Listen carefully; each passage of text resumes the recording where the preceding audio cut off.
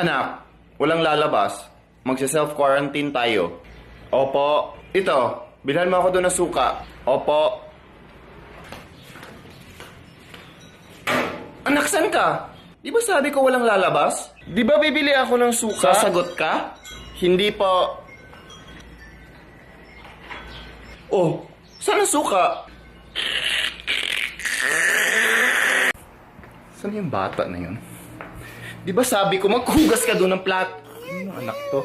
May batang nadapa dito. Kanino ito? Oh, Lola, anong ginagawa nito mga biskwit sa sahig? Apo, nadulas ako, nabali ata ang atay ko.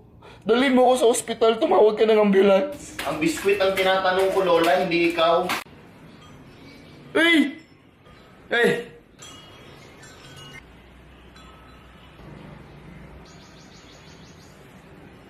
Ay, kilala mo yun? Hindi rin.